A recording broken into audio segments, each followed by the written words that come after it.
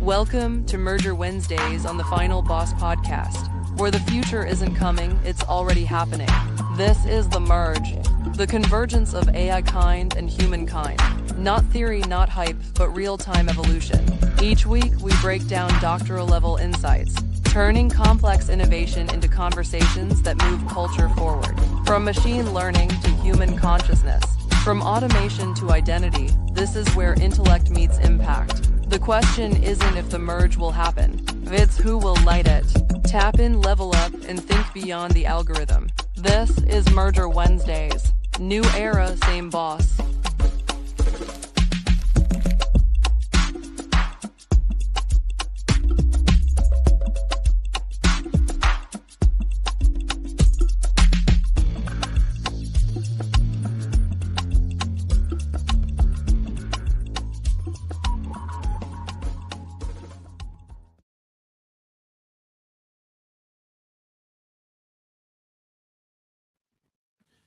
Welcome to the Final Boss Podcast. The Final Boss Podcast, man. Welcome. It is Merger Wednesdays. Right? I have a great show for you tonight, man. And we're going to get ready to get into it in just a few. But listen, before we do that, I have a few admin notes I need to get out the way. If you haven't already, go pick up Go Time 1. All aboard the Fired Up train. Go Time 2 comes out tomorrow. The train has left the station where all books are sold. Shout out to my publishers, Author Central. Shout out to them. Shout out to KDP. Shout out to Amazon. Right, for assisting in that, man. The book will be out tomorrow. That's right. And the link is right here. So you can get the link right there for the book. And I'll see it. You'll see it again tomorrow. I'll be on tomorrow. You'll see it again tomorrow. So Go Time 2, the second book in the series. The train has left the station, is out tomorrow. Right?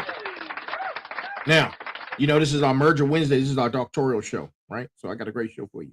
We're going to continue our conversation that we had from last week, man. We started a conversation last week when we were talking about your thoughts and who controls them. Right. And we're going to be talking about that tonight in this part 2 of the segment. Right. Or part 2 of that segment on this episode. Right. So before we get into all of that, man, look, if you haven't, make sure you go see all of our episodes at our website at www.thefinalbosspodcast.com. That is www.thefinalbosspodcast.com.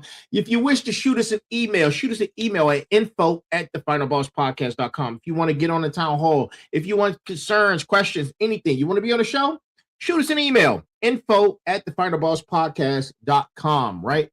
And you can, I was trying to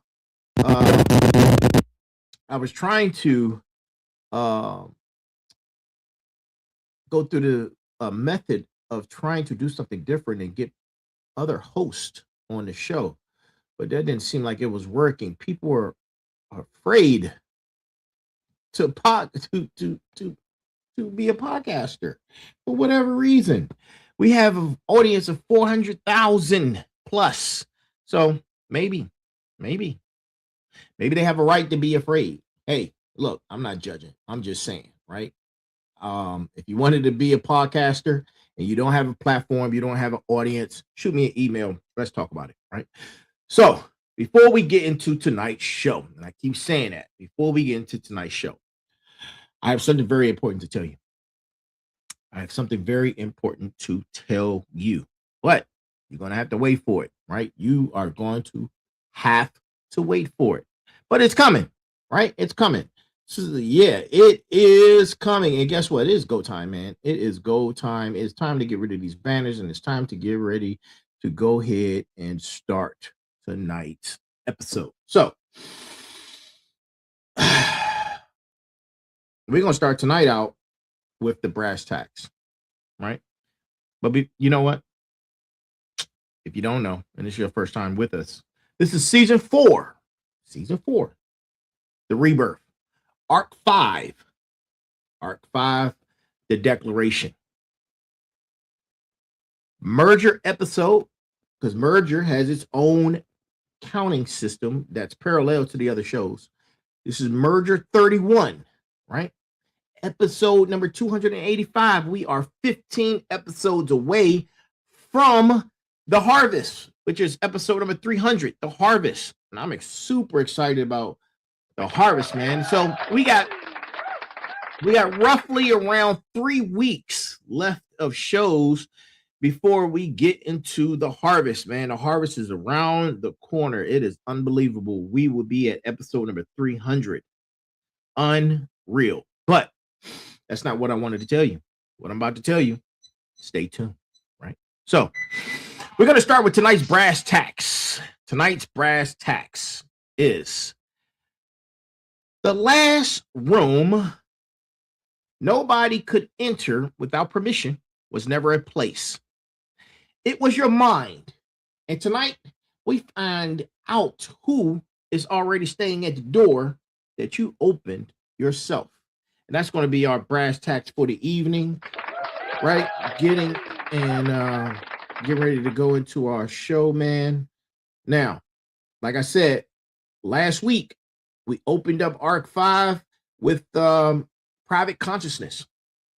The layer of your mind nobody else can enter without permission. Now, I know it sounds like sci-fi, but it isn't sci-fi. It is sci-now. Right? It's sign now. And tonight, that room gets a door, and the door has hinges.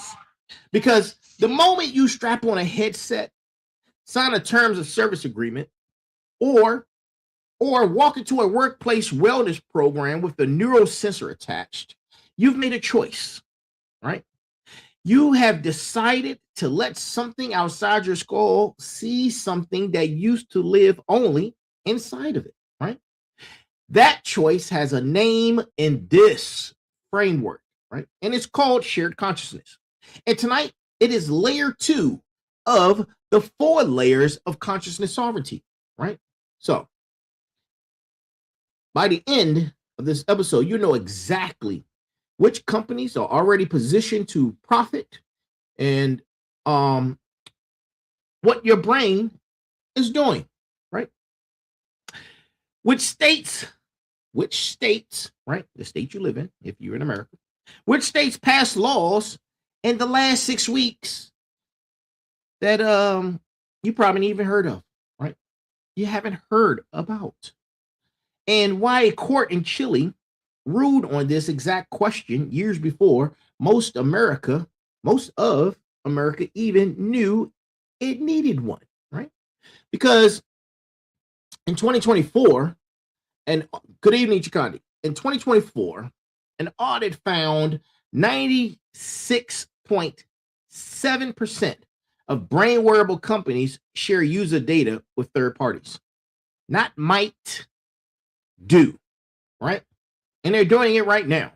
While you're reading in a privacy policy, you probably never finished reading. You didn't read the fine print. And a Duke law professor, Nita Farahani, calls this the fastest moving area of data privacy law right now, right? In the first 6 weeks of 2026 alone, 9 separate bills addressing neural data moved through 6 different states. But before we start the clock properly, this one lands 4 different ways, right? Depending on who's listening, right? We're talking about our communities.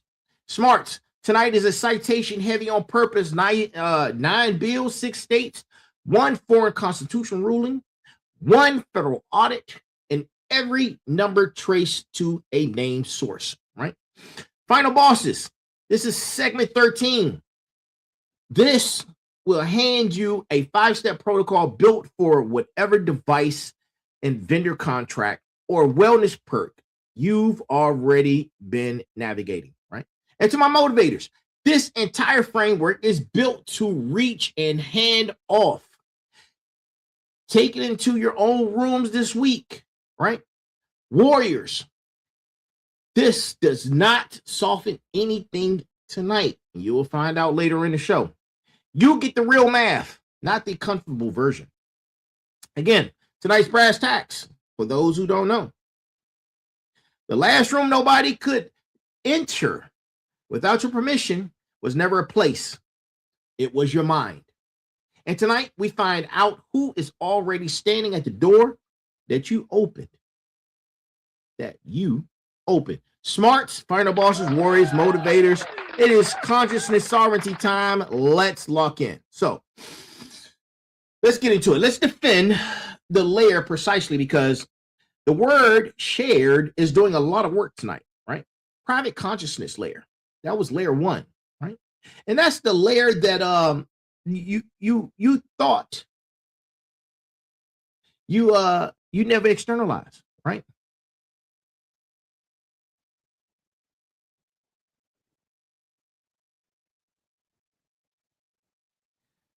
All right. I appreciate you. Thank you. Shared consciousness is layer 2.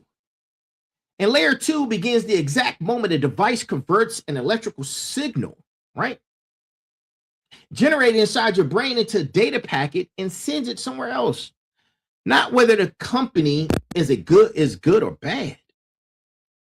Not whether the stated intent is wellness or something closer to surveillance. The threshold is transmission itself. And once your neural signal leaves your skull as structured data, you have crossed into layer 2.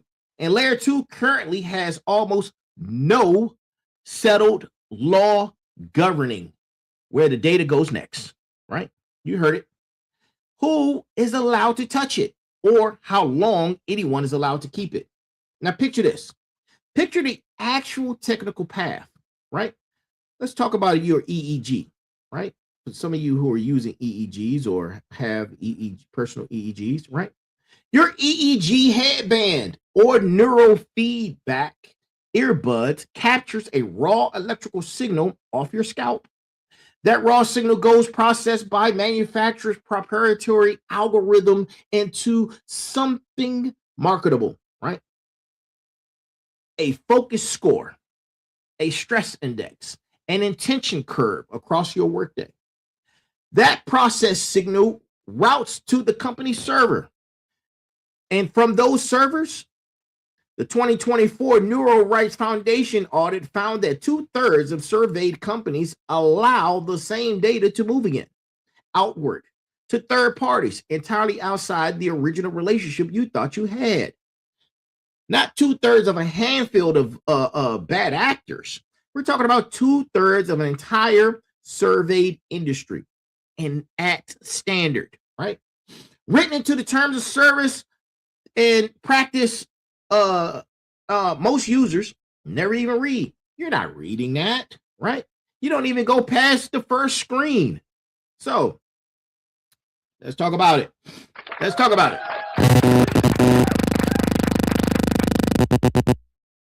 Stephen Daminos, right, who led that audit, put the downstream risk in plain language, worth repeating exactly without. Okay, chill out.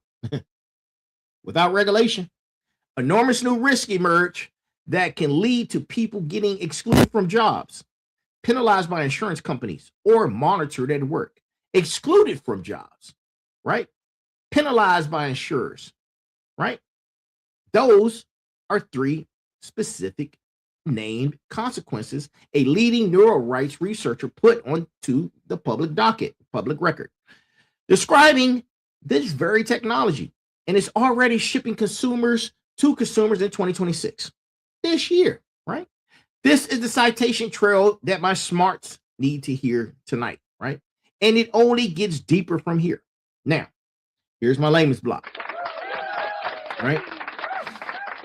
Here's the homework that I need you to pay attention to, right? Because if you own brain sensing wearable meditation headbands or sleep tracking earbuds with biometric sensors, go find its privacy policy tonight and search for the phrase third party. If you find that phrase followed by the word may, followed by a long list of vague partner categories, you have your answer. And it is not the answer most people assume when they first bought that device. Smarts, final bosses, warriors, motivators. We're talking about neural data sharing. Let's lock in, right? Let's lock in. That was my language block, right?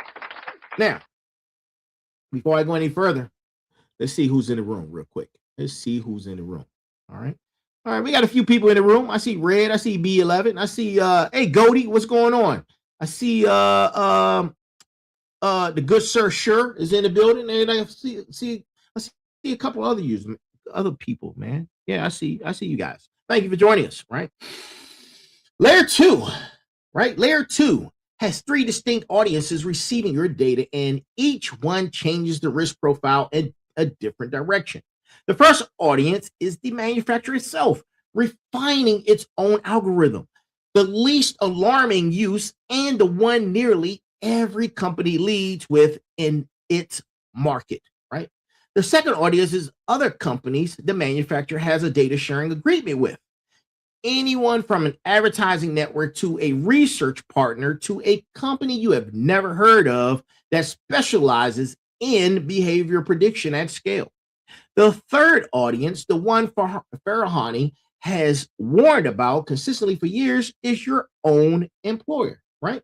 And here is the exact mechanism, and it's kind of mundane, right? Which is why it works. A workplace wellness program offers you a discount on insurance premiums or a direct financial incentive to wear a device that tracks focus, fatigue, or stress during work hours. You opt in voluntarily because the incentive is real. The device reports aggregate or, in some documented cases, individual level data back to the dashboard your employer or your vendor can see.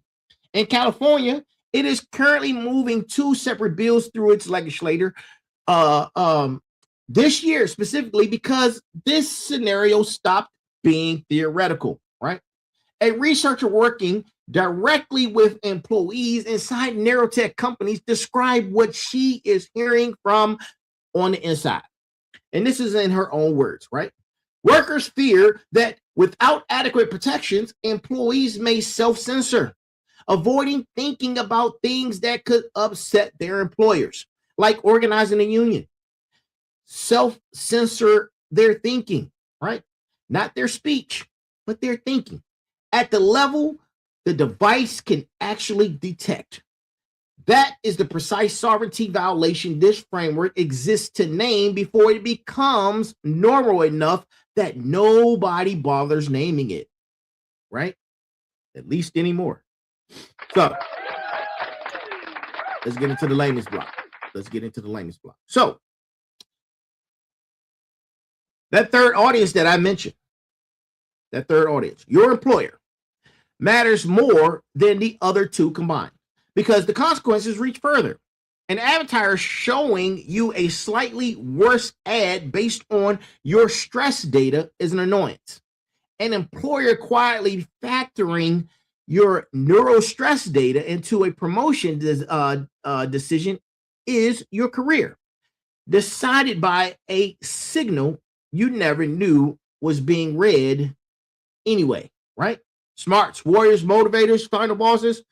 We're talking about neuro data privacy. Let's go. That was our language. Right now, back to California. Right, let's travel back to California because California is pushing a bill that restricts how employers can use neuro and biometric data collected through workplace wellness programs. It has already cleared the assembly and is most of the way through the Senate as of tonight. The second bill blocks the outright sale of brain data and other sensitive personal information. Now, let me tell you, full stop. Both exist because lawmakers concluded the current legal framework does not cover this, and companies we're not going to solve the gap voluntarily. And let me tell you, they never do, right? The same researcher reported something equally important about the industry itself right now. The companies are, in her words, at a critical point, privately deciding whether to sell subscriptions, sell expensive devices outright, or sell cheap sized devices and monetize the brand data for their customers instead. We're talking about three options. Only one, subscriptions, does not turn your neural data into the actual product. The other two, by design, require your brain activity to become the revenue stream that subsidizes the hardware price. She added, and she added privately, right? All of them are grappling with this right now. Not one company, all of them, right? And this is not a hidden conspiracy, man. You guys can go look up this information, and you know, just because you never heard of it doesn't mean it doesn't exist, right? And there's a spreadsheet, right? There's a spreadsheet decision happening in boardrooms right now. And the Government Accountability Office confirmed in April of this year that it reported exactly how exposed you remain while that decision quietly gets made without your input. Listen, Final Boss is in the building. Anything that touches a vendor relationship right now, this is the exact clause to go find in those contracts that you're looking for this week, right? Now, I know, it's okay. Layman's block, right? Layman's block. So, watch which model of your devices you use, right? Because pricing itself is often the telltale sign. A neural wearable priced dramatically below its apparent manufacturing cost is very rarely a charitable gift. It never is. It's always like saying something is for free. It's always a cost, right? Always a cost. And if it is free, most of the time, you are the product, right? You are the product. So, it is a subsidized entry point into a data business, right? And the subsidy, right? Sorry about that. Has to be recovered somewhere, usually from you, quietly and on the back end. Warriors, smarts, motivators, final bosses, we're talking about cognitive liberties. We're talking about cognitive liberties, man. If you don't know what that is, go look it up. Cognitive liberties, right? So there's another gap in this, right? Because HIPAA is everywhere. Let's talk about it, right? Because HIPAA is the law that most Americans assume protects the most sensitive health information. Most people assume something like it automatically extends to brain data too. It does not. Unless that data was collected in an actual clinical setting by an actual licensed healthcare provider, your meditation headband is not a clinical setting. Your work wellness program is not a clinical provider, right? The single privacy law most Americans trust most is currently sitting on the sidelines for exactly the kind of data this episode is talking about, right? Now that the case that we're talking about proves that this isn't speculation. And here's some little information for you. Because on August 9th, 2023, remember, it's not science fiction. It is science now, right? August 9th, 2023, Chile Supreme Court ruled against a consumer neurotechnology company called Emotive in a case brought by a user named Garati, right? That was the first enforceable law precedent anywhere in the world against a consumer neurotech company for brain data misuse, right? Chile amended its constitution in 2021 to protect neural rights directly, becoming the first nation on earth to do so. And 2 years later, Chilean court used the constitutional protection to rule against a real company over real harm, right? Now compare the timeline, right? We mentioned 3 different timelines. We mentioned 2021, 2023, and of course, the year that we're in right now, the year of our Lord 2026, right? Now, let's compare the timeline. Chile, constitutional protection, 2021, 5 years ago. They were ahead of the curve and enforced the ruling 2 years later, 2023. But the United States, right? A federal mine, keep that, right? A federal mine act that has still not cleared any committee as of tonight, right? 4 states with operative laws and 9 more bills moving through 6 states trying to catch up. The gap is measured in years, and the technology never once passed or paused, I should say, to wait, right? And here's my latest block. The emotive ruling matters for a reason beyond its outcome, because it proves existing consumer protection and constitutional privacy law applied seriously by a willing court can produce real accountability even without a purpose-built neural data stature inside of it, right? The U.S. does not strictly need a perfect federal law to start holding companies accountable through legal tools, regulations, or regulators already have, right? Motivators, warriors, smarts, final bosses. We're talking about neural rights right now. That was my latest block, right? So let's broaden the lens for a second. Right? Let's look at the legislative picture, right? Because the legislative picture has grown since we talked last week, right? Because New York introduced companion bills, the Senate Bill 9008 and an Assembly Bill of 10,008, right?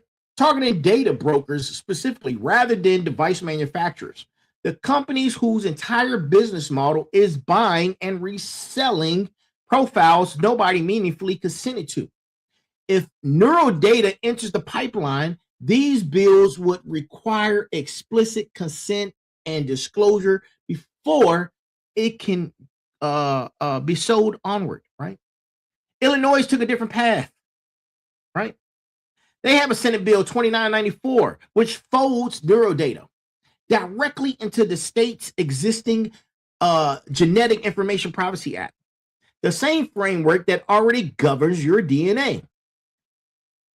That right there treats your brain activity as belonging in the same protected category as your genetic code, and it specifically targets insurers and employers, backed by private rights of action and statutory damages, right? Virginia moved on a biometric front, right? They introduced the House Bill 654, and which amends the Virginia Consumer Data Protection Act to expand the definition of biometric data to explicitly include neural data, pulling your brain activity under broader sensitive data restrictions automatically, right? No standalone law required, right? And here's my language block. Right? 3 states, three completely different tools for the same job. New York targets the middleman. Illinois says your brain data deserves DNA level protection. Virginia just widens an existing definition. None of them waited for Washington. Watch which one passes first, because that becomes the template other states copy next, right? Smarts, final bosses, warriors, motivators. We're talking about data brokers. Right? That was the language block, right?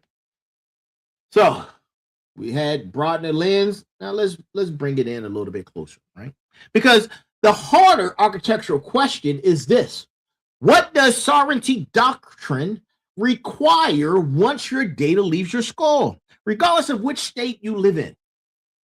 Contribution 3 from the dissertation research names this directly. Every architectural commitment must be reviewed against its inversion case before doctrinal lock, right? And that can be applied here. That means asking not just what a wellness program promises today, but what happens to what pipeline or that pipeline the day the company is acquired, right? That needs a new, that means it becomes a part of a new revenue stream, right? Or a subpoena arrives, right? A privacy policy trustworthy today under today's leadership is not a permanent guarantee. It is a snapshot. And this is where the read versus write distinction from last week extends into new territory. Because layer 2 is fundamentally a read problem right now, not yet a write problem at commercial scale, because companies are collecting what your brain is doing. They are not yet broadly writing signals back into it. But every read pipeline built and normalized today is the exact infrastructure a future write capability would repurpose tomorrow. Sovereignty architecture does not wait for the write capability to arrive before securing the read channel, right? And here's my lamest block, right? The inversion case. The inversion case standard doesn't ask you to predict the future with certainty. It asks you to build architecture that survives multiple plausible futures, including the ones the company currently reassuring you would prefer you not to seriously consider, right? Warriors, motivators, smarts, final bosses. We're talking about read, write extension, right? Now, if you didn't know, most electronic devices, especially ones that send signals, it's always two-way. It's incoming and outgoing. Here's to technology as I drink this beautiful and wonderful cup of coffee, right? So we opened the lens and we closed the lens. Now let's bring it in a little closer. Let's bring it in a little closer to home. Because Farahani's cognitive liberty framework, introduced last week as the foundation under layer 1, extends directly into layer 2 in a specific direction. Cognitive liberty at the private layer is the right to keep a thought unshared. Cognitive liberty at the shared layer is the right to know, control, and revoke what happens to a thought after you've already chosen to share it. Two different rights, and conflating them is exactly how companies get away with terms of service with technically disclosed everything while functionally informing nobody, right? They do it all the time. Consider the self-censorship risk from segment 3, right? An employer, or I should say an employee who fears their stress data might reach a manager, right? That stress data might reach a manager, and that manager doesn't need an actual policy violation for harm to be real, right? The fear alone changes the behavior itself. That's the one core insight. The mere existence of an unregulated pipeline exerts pressure on private cognition, even before any specific harm occurs, right? This is why the Neural Rights Foundation frames its work as argument. Donaminos said it directly. There is an urgent need to act right now before it becomes the norm that brain data is accessed without consent, right? Notice the word norm. Norms aren't created by one bad actor. They're created by an entire industry doing the same thing long enough that it stops looking like a choice. My motivators, this distinction between the two layers of cognitive liberty is exactly the kind of teachable framework you can hand straight to whoever that you're coaching this week, right? And here's my lamest block. Look, ask yourself one practical question about any device you own. Your earbuds, anything, right?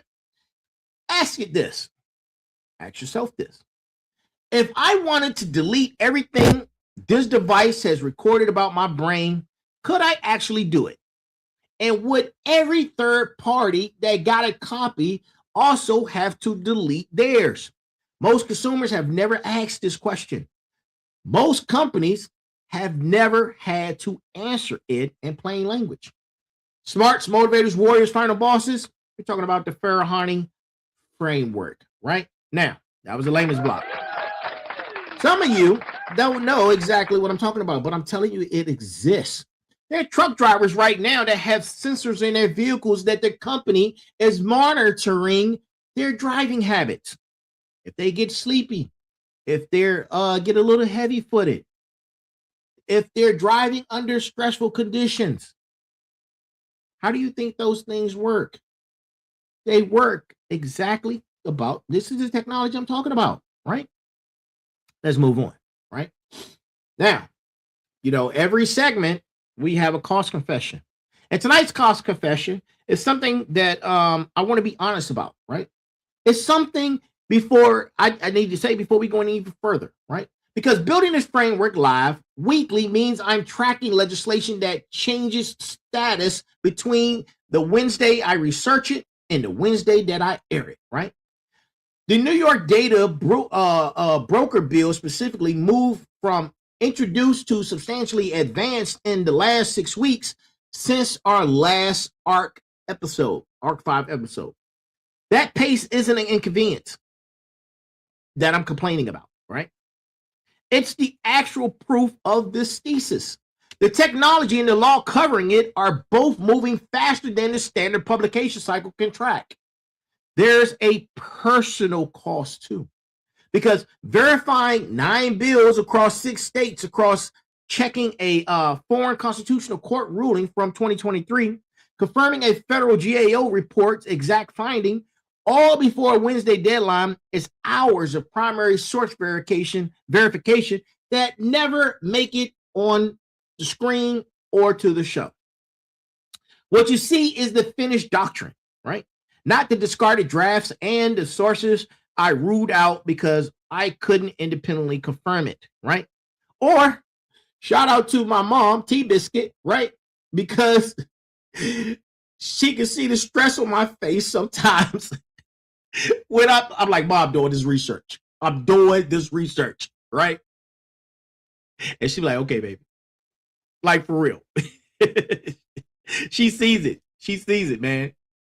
And the cost confession exists because I decided transparency about the labor is part of the sovereignty commitment, not separate from it. If I'm asking you to trust doctrine over hype, I owe you proof the doctrine was always actually built. And I share this not for sympathy, but because sourcing is evidence. And you guys will soon find out when I drop my app, Vital Signal. You understand the importance of sourcing and evidence, right? You're going to be reading the world's vital signs.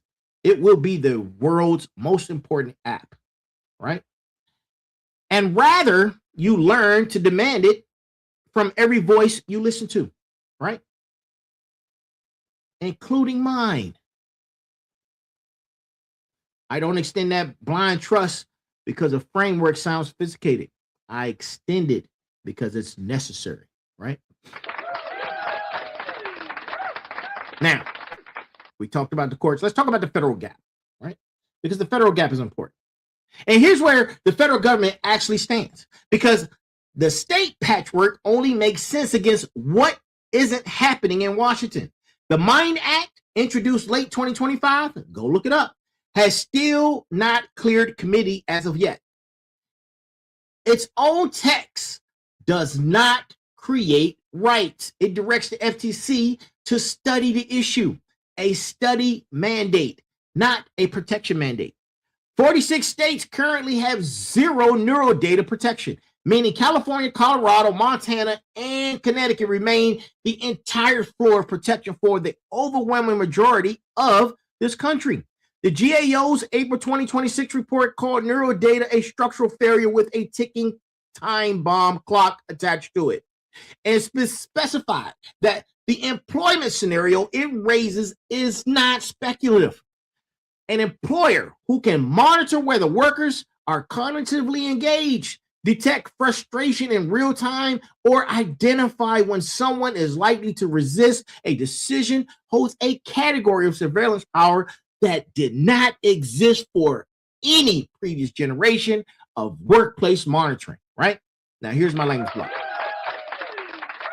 right?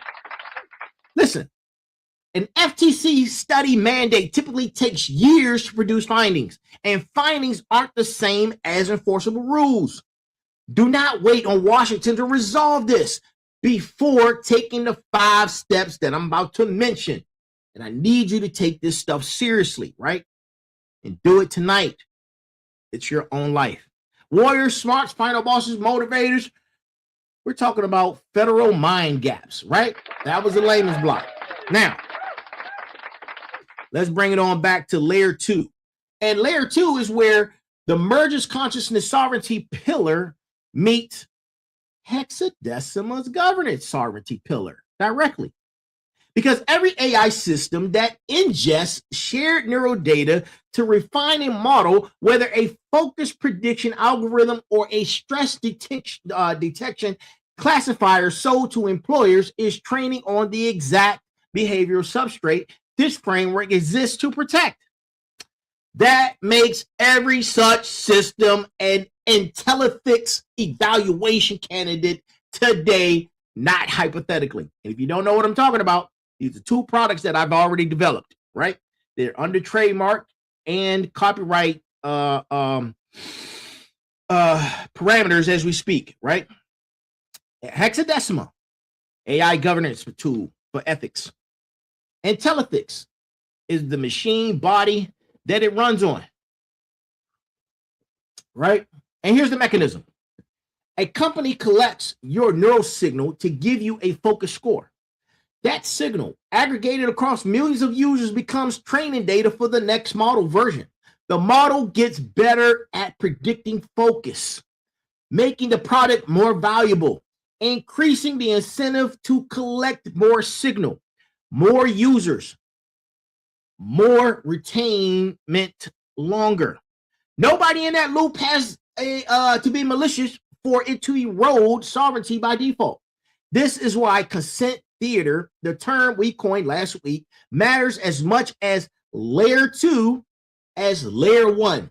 A terms of service agreement disclosing your data trains further algorithms is technically compliant and functionality or functionally meaningless to a user with no framework for what that training actually produces downstream at scale for years. I'm talking about years on years, right? Now here is the layman's block, right? Certification under hexadecimals, 6 C's isn't a one-time launch checkbox. It requires an ongoing audit trail showing exactly which neural data sources trained which model version, updated every time the model retrains. That's a genuinely higher bar than most AI governance frameworks demand of anyone. And it's a baseline requirement, not an aspirational goal. Motivators, final bosses, smarts, warriors, we're talking about consent theater, right? Let's move on, right? As we have a cause confession, we have to have an uncomfortable verdict. And here it is, right? Here it is. Because, and here it is in plain, right? Plain, with no softening, right? My warriors, this one's for you. And we're going to talk about you first, right? But everybody needs to hear this straight. No chaser. You cannot out-caution your way through layer 2 by simply refusing to buy a headset. Fitness trackers, sleep apps, VR headsets built for gaming, and workplace wellness platforms are all quietly adding biometric and neural adjacent sensing as an instrumental feature.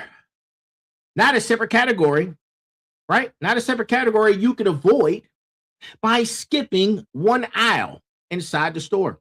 The infrastructure for layer 2 is being built into consumer technology broadly, faster than most people are tracking which of their existing devices already qualify, right? Do the math. The math is unforgiving. 96.7% of brain wearable companies already share data with third parties. 2/3 of a broader survey confirmed the same pattern a year earlier. 46 states offer zero legal protection. The one federal bill in motion creates a study, not rights. And the industry itself, by its own researchers' account, is privately deciding right now whether your brain data becomes the product, with nothing external forcing that decision in your favor, right? That means the protection you actually have tonight is primarily legal. It's behavioral, right? I'm sorry, not primary legally, right? It's behavioral. And it's incomplete by design until the law catches up. 4 states protect you by operative law. 46 do not. The math is not currently on your side, and pretending otherwise will be the real sovereignty violation, right? Now, let me drink some more coffee. Let's talk about the 5 steps of shared sovereignty protocol, right? Let's talk about the 5 steps, right? 5 concrete actions. My final bosses, you can treat this as seriously as, sorry, man, I apologize for that. I don't know where that came from. Seriously, as last week's personal sovereignty protocol. First, audit every device in your home and workplace that could possibly collect biometric or neural adjacent data in your home and workplace that whether it's for collecting the biometric data, neural adjacent data, right? And I'm not talking about just the headsets. That's obvious. I'm talking about fitness trackers and sleep apps, right? They count too.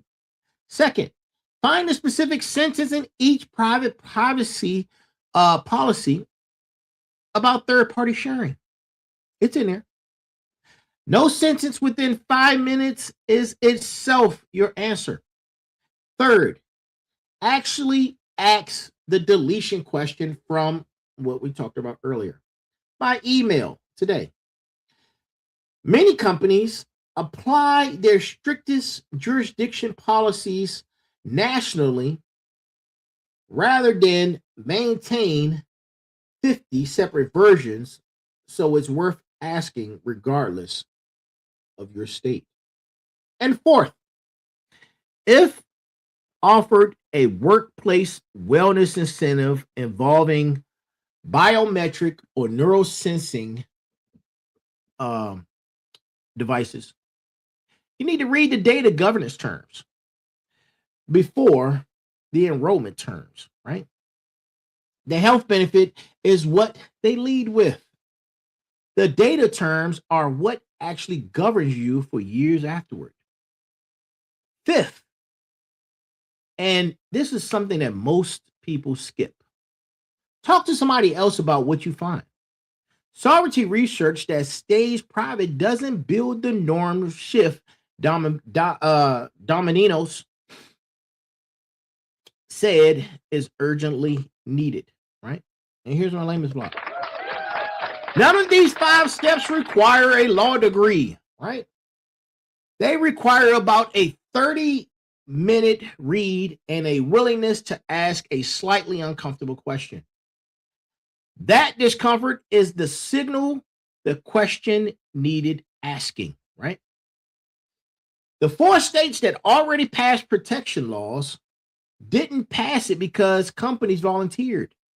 They passed it because enough people asked enough uncomfortable questions loudly for long enough, right?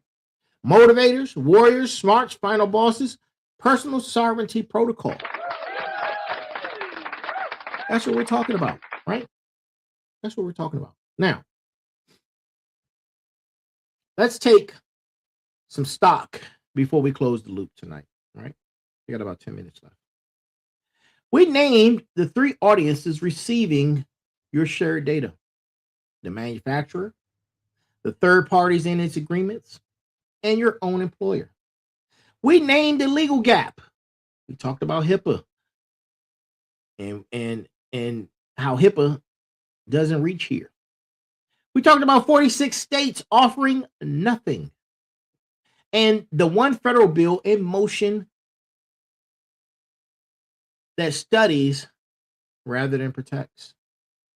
We named a business model fork every neurotech company is privately navigating right now. And the read channel infrastructure being normalized today that would carries tomorrow's right capability without needing to be rebuilt. We also named the precedent that already exists 3 years ahead of us in Chile. Proving accountability doesn't require waiting for a perfect statute. And we named 3 states: New York, Illinois, and Virginia, each choosing a different legislative tool for the same underlying problem in the same 6-week window, right? And if you need a layman's block, here it is, right? Here it is. If tonight felt like a lot, it's because it is a lot. And it is a lot on purpose. Layer 2 doesn't have one law, one villain, or one fix. It has a pipeline with multiple entry points. And sovereignty means knowing where each one is rather than trusting the pipeline to police itself. Final bosses, smarts, motivators, warriors, we're talking about the sovereignty gap. And that's my layman's block. Right? I know y'all think a lot of my shows about doom and gloom. They aren't. They're about truth. It's about honesty.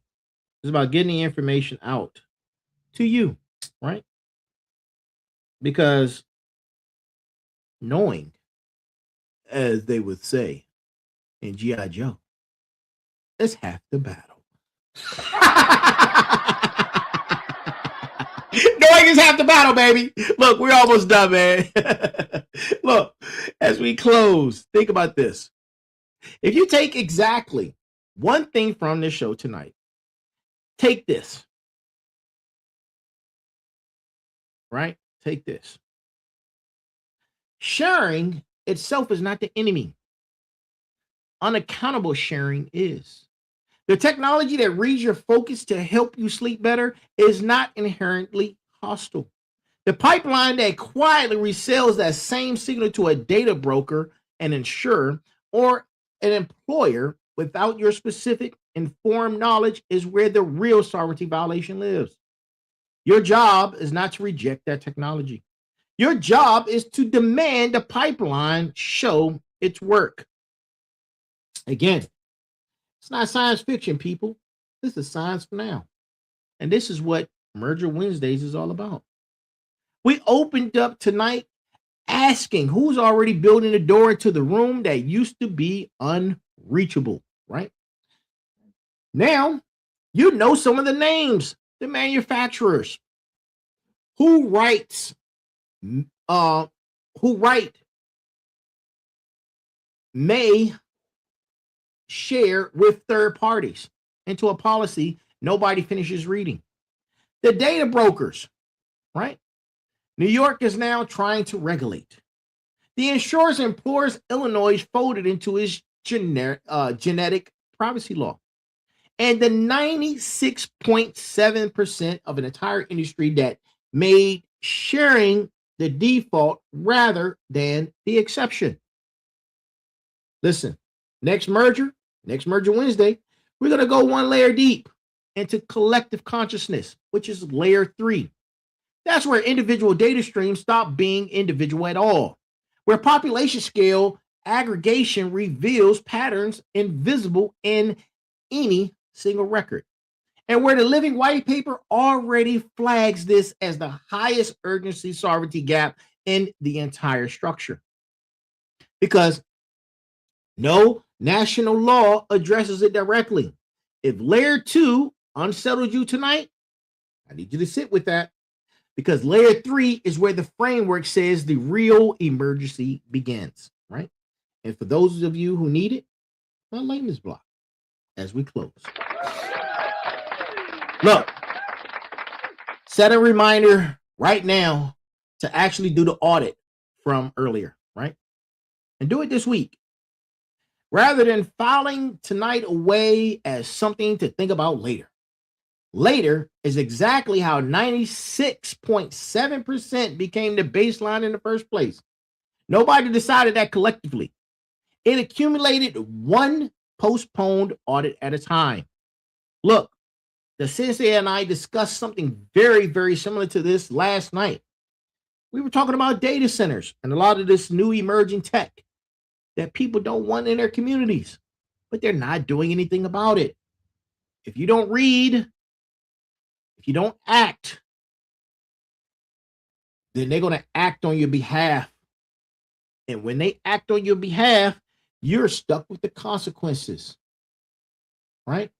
You're stuck with the consequences.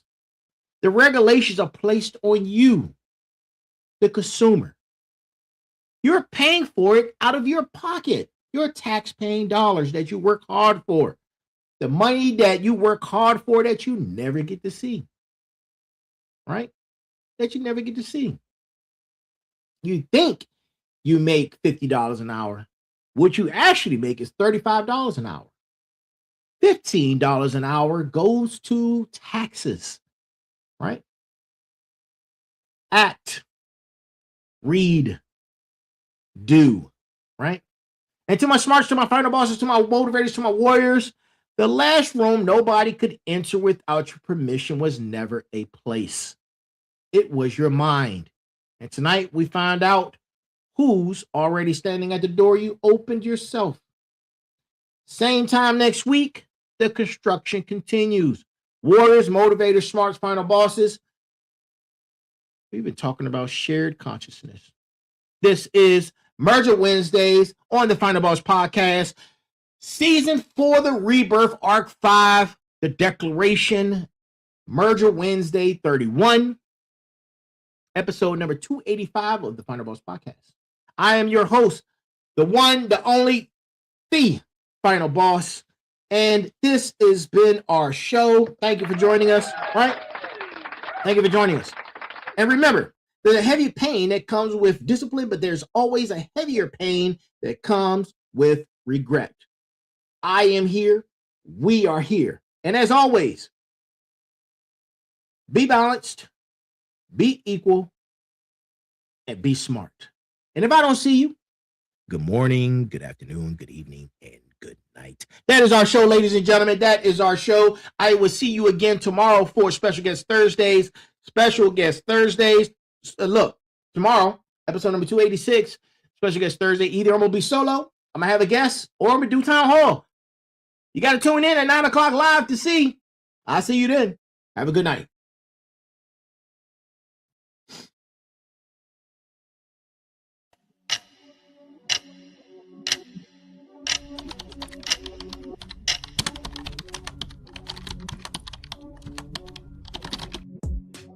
It's Merger Wednesday. The countdown continues. 7 years until the convergence of biology and machine. Neural interfaces are no longer theory. They're the scaffolding of a new consciousness. But what does that mean for identity? For free will, for the soul? This is where we build the frameworks for ethical, philosophical, and spiritual growth for the next phase of human evolution. We're not just upgrading hardware. We're rewriting what it means to be human. Each week, we explore the biotech breakthroughs, decode the cognitive shifts, and prepare the mind for the merge. This isn't about fear, it's about readiness. Because the future isn't waiting. It's already wiring in. This is about preparing human consciousness for the most significant leap in our species' history. If you think this is just about chips and brains, you're not ready. But we'll get you there, one Wednesday at a time. So sit back and relax as we take you on a journey on Merger Wednesday.